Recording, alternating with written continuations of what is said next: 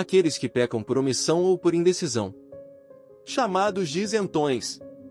Os isentões são aqueles que apresentam uma performance morna, que não toca os corações e nem move as massas, tendendo a ser tudo para todos. O risco é acabar sendo nada, para ninguém. São aqueles que comumente ficam em cima do muro, achando que isso é muito cômodo para eles, de não terem que tomar nenhuma decisão. Encontramos esse tipo na igreja, e em alguns registros das Sagradas Escrituras. Pessoas que devido à opressão de governo ditatorial preferem não opinar ficando em cima do muro, para não arranjarem nenhum transtorno para sua vida por causa do medo da repressão. Será que é possível um indivíduo passar a vida toda, sem tomar nenhuma decisão? Todos os dias, querendo ou não querendo, temos que tomar alguma decisão. Até na roupa de vestir, temos que decidir com que roupa sair. É impossível viver sem tomar nenhuma decisão.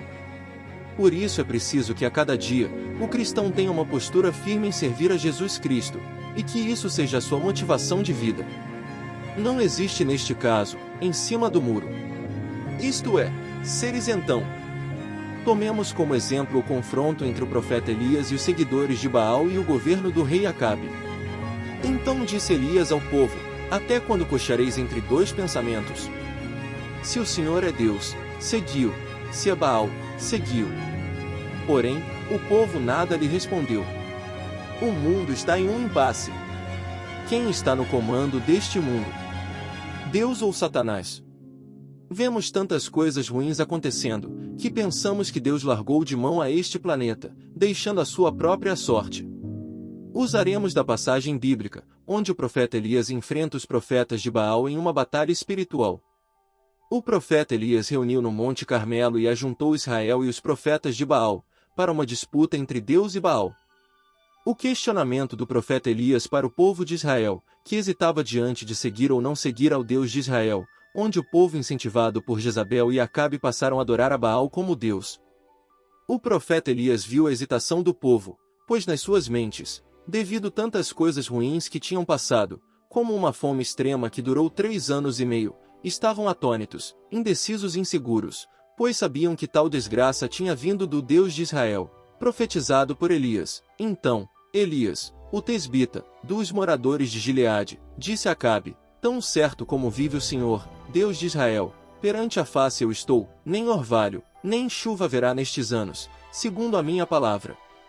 Depois que passaram estes anos, o profeta Elias voltou e se apresentou ao rei Acabe, propondo uma disputa entre ele e os profetas de Baal. O profeta Elias ordenou que se fizessem 2 sacrifícios de 2 novilhos, entre ele e os 450 profetas de Baal.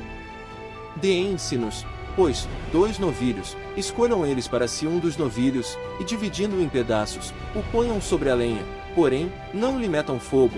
Eu prepararei o outro novilho, e o porei sobre a lenha, e não meterei fogo.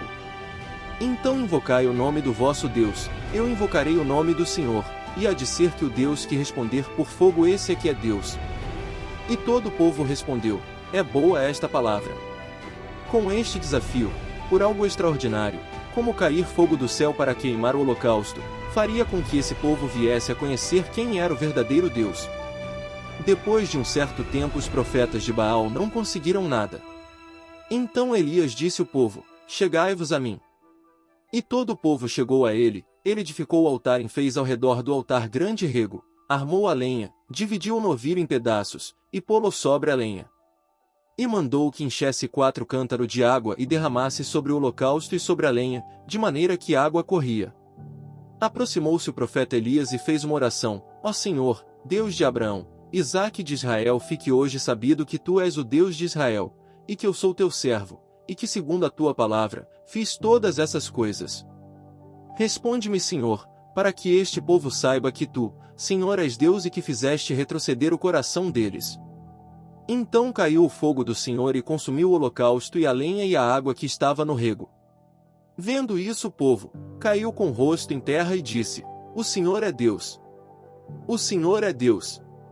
Ordenou Elias que o povo tomasse os profetas de Baal, e os matasse no ribeiro de Quizon.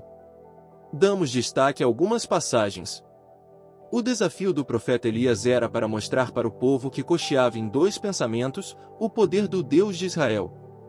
desmascarar o diabo, que é um falso deus, com o nome de Baal. O povo tinha perdido a referência do verdadeiro Deus de Israel, por causa da idolatria, e das feitiçarias e do domínio dos agentes do diabo, que perseguiam aqueles que queriam adorar o verdadeiro Deus, porém eram perseguidos, até morto, por esses agentes. Tal confronto veio mostrar para o povo que o Deus Israel estava presente, e que no fim faria justiça, e traria juízo para estes que perseguiram os seus profetas, se concretizando com a morte dos 450 profetas de Baal, a morte de Acabe, Jezabel e de toda a sua posteridade. Isso nos traz uma lição. Aparentemente, parece que as trevas têm levado vantagens neste mundo. Mas, isso é apenas uma cortina de fumaça para enganar, para que os incautos achem que o diabo tem poder. Isso acaba quando surge alguém no espírito de Elias, e com coragem, unção e sendo destemido, tendo poder e autoridade no nome de Jesus, e os enfrenta sem medo. Para aqueles que são apenas um cristão nominal, nós chamamos de isentões, pois tem uma vida de servo relapso, não ora, não lê a palavra, e não se coloca na brecha por ninguém, onde a sua vida é orientada pelo mundo e pela carne. E não se esforça para agradar a Deus. Quando ora, as palavras proferidas não representam absolutamente nada para Deus. Não pede as coisas do alto, mas só aquelas que são terrenas, por isso a sua vida é medíocre, e até mesmo dá falso testemunho para aqueles que estão de fora. É apenas um joio inútil, ocupando espaço, que no fim, se não mudar, será lançado no fogo com os ímpios. As palavras do apóstolo Paulo vêm a calhar, neste momento, vai alta a noite, e vem chegando o dia. Deixemos, pois, as obras das trevas e revistamo-nos das armas da luz. Revistemo-nos do Senhor Jesus Cristo. Shalom plena. Maranata. Vem Senhor Jesus.